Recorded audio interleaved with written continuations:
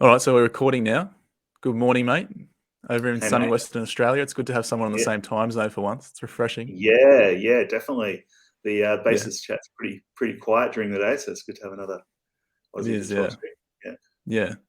So Pixel, for those who aren't aware, is our senior. What would you call yourself? Senior UI UX engineer, focusing yeah, on the front end side of things, the design, the branding, the logos that you would have seen recently pop up on the socials and in the Discord. And we're trying to roll that out everywhere as soon as possible. The purpose of this little session is to take the community along with us on the branding and the refresh and the redesign of basis markets, which is, like we said, being rolled out currently. And you're going to see much more of that over the coming weeks leading into the DBLP. Pixel, I'd like to just have a chat to you, mate, about first of all who you are and what your experience has been in, I guess, your career to date. You don't have to be too specific with things, but it'd be cool to get an insight into, what your experience has been so far and how that's led you to join basis markets and come up with all the great ideas because you've really hit the ground running. Um, so, if you could, please just give us a little insight into your experience so far, I guess, in crypto and in your career day to day since you've got into this type of thing. yeah. Sure. I started my career sort of early 2000s, so just a little sort of alluding to the fact that I'm a bit of a boomer, but uh, yeah, like it. I sort of left Perth and moved to Melbourne. Started working in web. Um, just really loving the design and the fact that it was like a really new industry. It was exciting. Um, it was good times. It was just before the dot com crash, pretty much. Yeah, Um, right. but that was a good. It was a good time to be part of it. So it was exciting times. But from there, I sort of moved overseas, did a little bit more design work, but then sort of moved back to Australia, and so that's when I really probably started my career true, and sort of worked for a few different agencies around Australia, digital advertising and corporate design. That's sort of really where I just cut my teeth in web and design. Um, at some point I had a bit of a break and actually just decided to have a real break from that. I've been doing it for 12 years and started a cafe with my partner and ran that for 9 years, which was a really nice sort of break and good experience. Really, like you learn a lot doing something different. Um, Yep. all the time, sort of doing a little bit of freelance work on the side. Um, Luckily, sold that cafe just before COVID. Had no idea that what was Nice. coming. It was a great time to get out of hospitality. Yeah. And since then, I've sort of just been picking and choosing clients and work and really just focusing on the projects I want to work with, which probably led me towards Basis. So um, Yep. yeah, which was something that was really attracted to being sort of an NFT holder, um, you know, sort of believer in the project. It was something that I thought would be great to work on. So Yeah. um, Pixel. So you mentioned that there was, you started web development work or the UI UX type of thing before or around about the .com crash. It'll be interesting to yeah, hear your take on whether or not you see similarities between, the current crypto yeah, boom yeah, and definitely. yeah. Yeah. Well, definitely. Like, I mean, the company that I worked for was was an MP3 company, Okay. and they was trying to sell MP3s. Back As that. in the players, like the actual No, like as devices in like themselves? the files. Like, so they were selling Okay. music online basically. Yeah, right. This was before iPods and Right. Yep. and Apple Music and Spotify. Yep. It was so early, and most people had dial-up internet at this stage. So Yep. it would take forever to download these tracks, but they were completely funded by stock market money. They were Okay. like a publicly listed company. It was like doomed to fail. Like, everyone in the company was sitting at their desk, like with this fat internet connection, downloading stuff with Napster. So like Yep. here we are. This is the company that's like trying to sell MP3s to the consumer, but Yeah, wow. everyone in the office is just free downloading.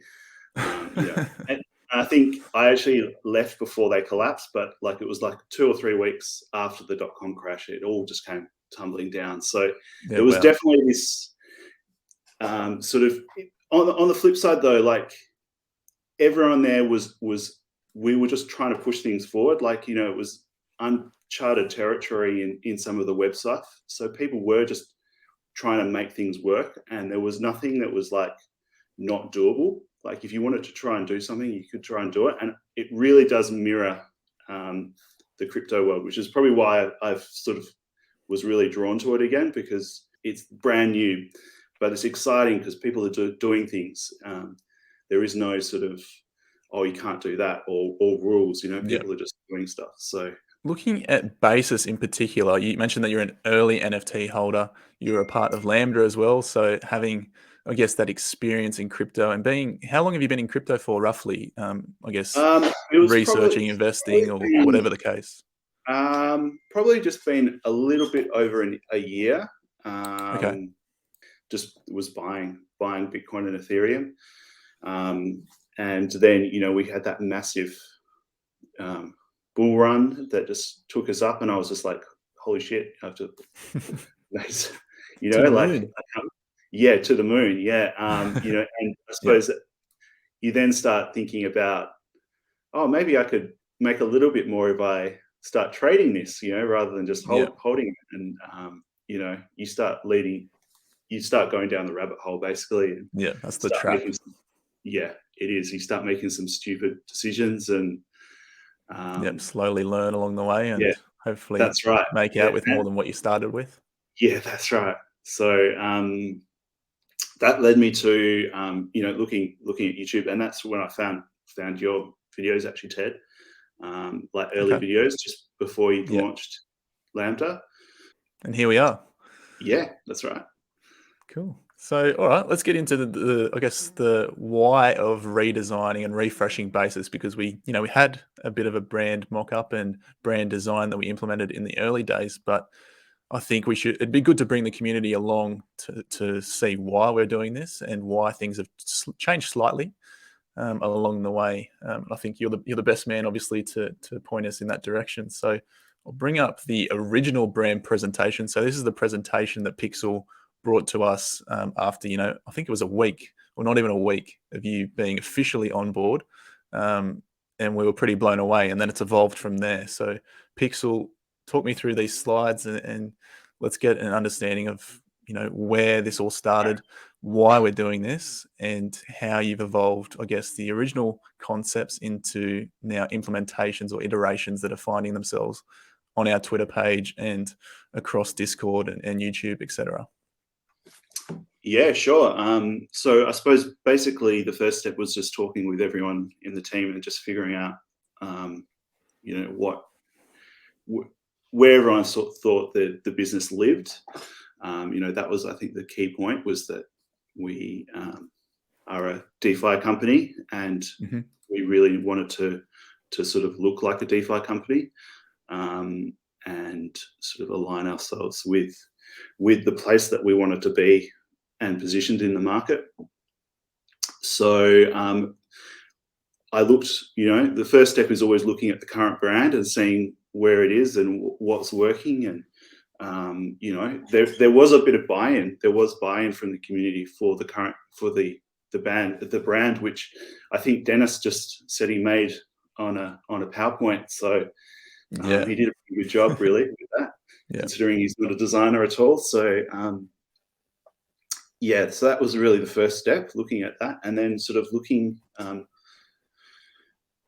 at sort of the different influences and ideas that the team had, and then sort of going away and coming back with a first round of logos based on that sort of information, and where I sort of drew inspiration so mixing from, kind of our traditional finance DNA, or the Basis trades and the knowledge that comes from there, obviously in Adam's space, and most of the guys actually, so myself actually coming from a bit of a TradFi background as well, mixing that with DeFi and innovation is I think where we've come to now, and it's, this process has obviously helped with that. So yeah, your influence for a refreshed brand was, like you were speaking about, Pixel, TradFi DNA, crypto innovation, and a bit of a nod to the current brand with the stripes, or the lines, I think we've called them, and delta neutral, all those sorts of things. That's really, really cool. And we had a few, those rectangles that you see there. I think those were the ones that we originally picked out, that we said, hey, let's explore these a little bit further. Yeah, that's right. Yeah, that's right. So I think the lines were definitely picked out fairly early on, and I think Bull even picked out a few of these as well, which aren't circled. So I explored the triangles. Yeah, we did like the triangles at one point. Yeah. So I think on the next slides there was a few others. Oh yeah. Yeah. So this is sort of an example of how I was sort of working with the current basis, or the old basis lines, and sort of moved them to more of a logo form, something that could be used in icons, and adding in a little bit of that Sol ecosystem coloring, which I think everyone thought was important, that we do have a little bit of that sort of DeFi colorful gradient, because it very much is where we live. Even though we want to attract TradFi money, we are a DeFi project. So we're then also looking at the font as well. That was an important thing, because the Korean U is, it's a really old system font. Dennis had... Yeah, it's not DeFi at all, is it? No, it's not. I mean, Dennis really liked it. He had this idea of it, this sort of source code sort of idea for the look of Basis, but which is why we took a few elements from those sort of mono fonts and brought them into the new typeface. But yeah, we wanted to be clean. And so then we came up with some more logo options, and it was a slow evolution from there. And then coming into a few more font combinations, but I think that's a good little wrap up of what we thought about initially. And I've still got a few more slides. Pixel actually had 3 presentations so far, and obviously back and forth along the way, presenting to the core team to get a final decision on the design. So I'll just take you through this second presentation quickly, because it shows the takeaways from the first round, which I think we just mentioned. The bold and the simple logo forms were favored. Evolution of the stripe was the favorite approach to keep in line with the original branding. And we had a little bit of back and forth between founders, myself, Dennis, and Bull, mainly about the thickness of the font. And I think we eventually came to a common ground. There's the triangle. We had a brief love for the triangle, but then realized perhaps there's a few other protocols that had the same idea. I can't remember exactly which protocol it was. I think it was Delta. Is it Delta 1 or Delta? Yeah, I think so. They had something like the triangle, yeah. You actually the more you look, you actually start to realize that there's a lot of projects in crypto that use triangles. And though it is a nice, strong shape that everyone really liked the triangle, we sort of thought it was going to be a little bit hard to really stand out using a triangle. So and natural evolution from there, and then mixing some mock-ups, and that was the second presentation. Obviously the stripes remained, and we explored that further, and this is kind of where that whole Nasdaq-y looking logo came. You can see that slow evolution up the top right there, and I think I think that's center on the grayscale center next to that blue, white, and blue. That's where we are currently, but we didn't know that at the time. We were still at a stage where we were exploring. And I think one of the important points for me was the text and the logo combination. Sometimes you can get the text right, but it looks weird next to the logo, and vice versa. Yeah, it's amazing how the font can really change the look of the logo. You change the font, and the logo can completely, the actual logo mark can completely change. This was pretty much the point where there was the front runner was chosen, wasn't it? It was that center, bottom center that was center bottom, Yeah.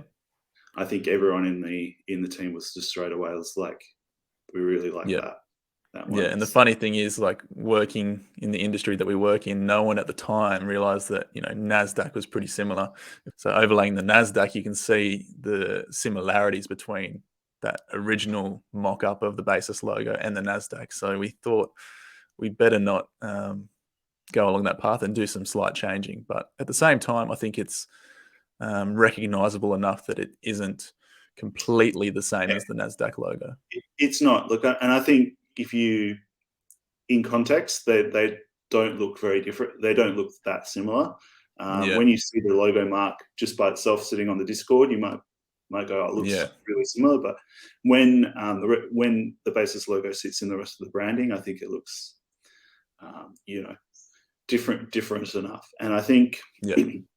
it's not, not a terrible thing. Like, we are sort of wanting to make some TradFi people feel at home as they hit the Basis website. So I don't think that's going to be a terrible thing for them to be feeling at home with those sort of blues and Yeah. and sort of swirling logos. So And I think the issue with your area of work is that there's so many designs out there. There's so many logos. There's so many color combinations. There's so many similar things that you're bound to come up with something that's already been done in yeah, some that's kind right. of way. So That's it's a right. very, very fine line that you walk. That's right. Yeah, it is. There's a lot of logos out there that are quite similar to each other. So Yeah. Yeah. Cool. And then the final presentation that I'll just go through now was more focused on the font, wasn't it? Because we'd come up with the idea that we wanted that logo, that NASDAQ-y looking logo, but the yeah, font, I think the S was the main yeah. So concern. yeah, that's right. So we sort of we just pulled a few different fonts down and looked at the different letters that we really liked in each one, and I sort of took elements from those fonts and sort of drew them together and came up with this sort of logo type that sort of really is clean and has some everything that we really want it to have, like a nice prominent B, which we can use as a design element, and then just some of the little things like the I that just draw us back to that. Courier, Yeah. the mono font, just gives us that little slight different edge, Yeah, and it for sure. works across different thicknesses as well. But we sort of really like that sort of regular, semi-thin. It just seemed to work really well. Yeah. Yeah, Yeah, I love it. You've done really well. Because we showed this font in the previous presentation, but like I said, the drawback was the S. It didn't look quite right. Then Pixel went in and fixed up the S and tidy up the I as well. So the spacings were cleaner and it sat really, really well with the new logo when they were put together. So obviously this was the logo at the time and it's been changed slightly since, but that logo and Basis text combination, I thought really, really worked well together. So this is what we went through next. We went through the Basis text next to the logo and refined from there. We also looked at colors as well. Yeah. We looked at a lot of gradients, and that in the early days there was this sort of everyone was drawn to the classic soul gradient, the purple green. But I think at some point we were just really saying that we didn't want to define ourselves as a purely soul project. Especially if we're going cross chain Yep. and doing a bunch of different things. Yeah. And then the blue was really, I think we kept coming back to the blue because it is a great, strong color for us, and I think it really represents that little bit of, it's a bit of a nod to the TradFi as well, I love it. Yeah. And some more ideas. I kind of like that Solana text. We could probably use that at some point. That gradient that you've got there. That looks really cool. Definitely. Maybe an animation or something on the Yeah. website. Yeah, for sure. Yeah, more mock-ups. And then this is where the curly iteration came in. down. That's exactly the same. The bottom center is what we've gone with now, right? Yeah, it is. Yeah, that's right. Yep. Yeah. So that's where we got. There's a little bit of hesitation originally when this was proposed. The curly, I think Bull might have had some drawbacks or some concerns about the curly. Something didn't sit right. But I think the more you look at it, the more it kind of grows on you. It's one of those. That's at least for me anyway. That's my experience with it. Originally, I was for the straight and the edgy design, but now I really, really like where we've ended up with the curly design. So Yeah, I think it's been a great process. yeah, it does, and it really balances the logo as well. So both the bottom and the top lines are sort of equal length. Just Yeah. sort of symbolizing that long and short Yeah. delta neutral position. Yeah. So yeah, Awesome. And that's going to be looking really, really slick on the website, I think. We've got it does. some Yeah. sneak peeks into the webpage. Actually, in the weekly update that we've just posted, there's a sneak peek, but we might save that for a later date and do a bit of a different presentation on that one. So cool. I think that's a good little roundup of how we've got to where we are at the moment. What do you think, Pixel? Did you have anything else to add No, on I don't think what we've so. just spoken about? Yeah. Cool. No, I'm just excited to keep going and get it out there. Yeah, awesome. We're going to roll that across now. So we've got moved into some new token designs, and it's already rolling across a lot of the other social platforms at the moment. So Yeah. And just a few more topics I wanted to cover before we go. So, in your experience, I think, in my experience at least, with the importance of having a strong brand and presence wherever you are as a company, as an organization, is quite critical. And you'll find that, especially on Twitter, I think the presence that Basis has now, that one, we've been verified. I think that was a very, very good thing for us that's to limit the spams and the all the crap that goes on Twitter with bots and people being sucked in to scams. That will be really, really helpful for us moving into the DBLP. But also the banner and the logo, I think comparing that to what we previously had, it's just chalk and cheese, and it's really, really powerful in having a presence online. So I just wanted to ask you about what you think about the importance of having a strong brand and a strong presence online and just typically when you're operating.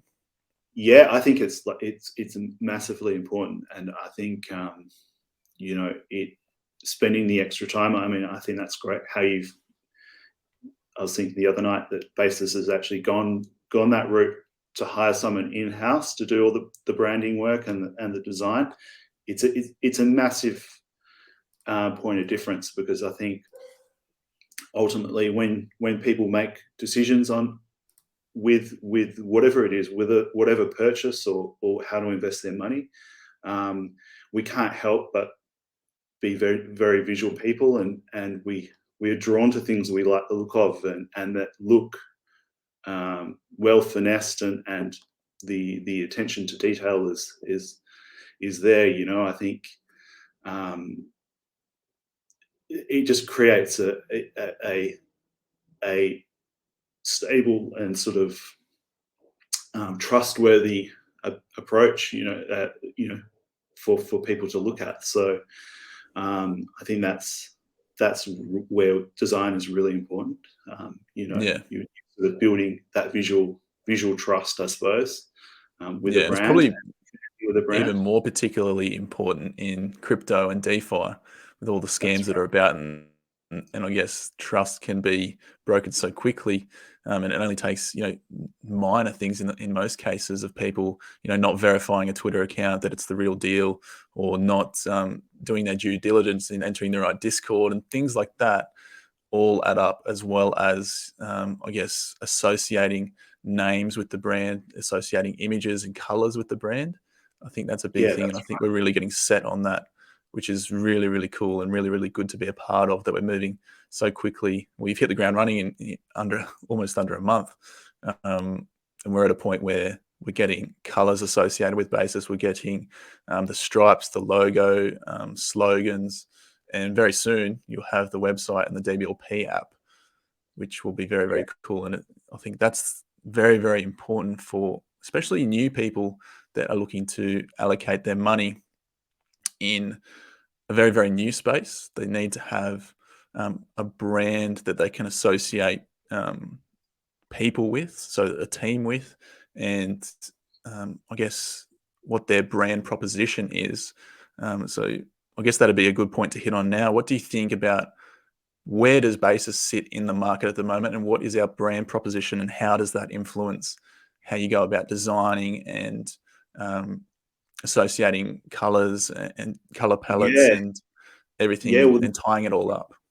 the brand proposition is a really important one, because it's basically the distilled message that of what Basis Markets is.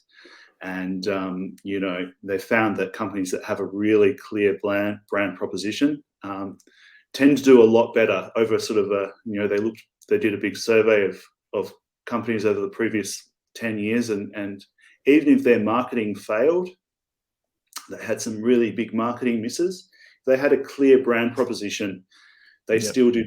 Those companies still grew, and so it was, we're sort of going through that process a little bit at the moment, really distilling that Basis brand proposition. But it has sort of led us to where we are at the moment, which is, we are a bit of a tech company, like we are fintech almost, right? Because we've got two products at the moment, but I can't see that being the end of where the products that Basis produce lies, because there's constantly amazing ideas being thrown around by the team, and I think I can just see the product list growing. So which really pushes us into that sort of fintech sort of sphere, I suppose. So I think the way that we've gone about the design process has left a lot of flexibility and malleability in what we can do into the future. So I guess that brings me to where are you moving towards now? We've got the social branding, we've got a bit of a foundation laid for an association of color palettes and logo and slogans, wording, banners at the moment on YouTube, Twitter, and Discord. But where do we move to now, headed into the DBLP? What are you working on right now? Yeah, so I suppose my focus at the moment is the DBLP. We've established the definitely a lot of marketing stuff to do. The new website as well. But really, at the moment, I'm working on the DBLP to feed into what Bull and the team are doing, and it's looking at the look and feel and the usability of the DBLP. So it's early days at the moment. We're just generating some wireframes that we're sort of backing and forthing, but I'm really looking at sort of my experience personally with DeFi, and sort of trying to think back at when I first sort of opened up some of these DeFi websites, what was confusing, what worked, what didn't, the sort of pitfalls that are there for new users, and we're really trying to make the process as seamless as possible. So we really want someone who knows very little about DeFi to be able to log on and sort of connect their wallet and not have too many issues with figuring out what's going on. So because I think that's very, very powerful, you being in the space and actively visiting these protocols and using them, whereas someone who doesn't have that experience might not know the issues that you commonly face. So for instance, if you're going onto a protocol that does has pools available, but then all of a sudden you've got to convert USDC to this stable coin, convert it to this other stable coin, enter it into a pool, and then stake it in one of the pools. It's just a mess sometimes. It is. So I mean, click and you're earning is the most basic thing to do, which I think we're trying to move towards, and just go USDC deposit, and all of a sudden you're yielding. Yeah, that's right, and I think that's going to be a big difference for us. Yeah. There's there's not a thousand pools with 1,000 different strategies. You know, some of the other great projects which I've got money sitting in as well. But you've got all these different strategies that you have to select, and this is just going to be a nice black box. You know, you just put your money in, you get your yield. That's right. So it's keeping it simple. So, but you know, there's going to be enough there for the power user as well. We're going to have lots of good analytics to back it up, so people can really see what's going on with the yield. So so over the coming weeks we can expect to, I guess, share some mock-ups and some wireframes of the DBLP app. Is that what we're moving towards? Yeah, definitely. I'd be good to do that. I'm sure we're just backing and forthing at the moment, but when they're definitely when they're at a level to say this is what we're building, I think it'd be great to show some snippets and get people excited. So awesome.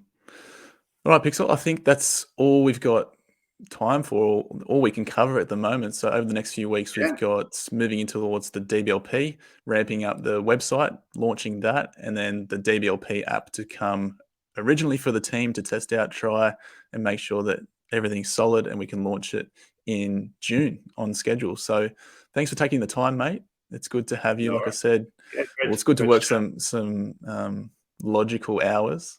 It's only almost midday here, and I think it's a little bit earlier where you are. But it's been really awesome, and I appreciate you taking the time, mate. No worries. Thanks, Ted. Cheers. All right. Thanks, guys.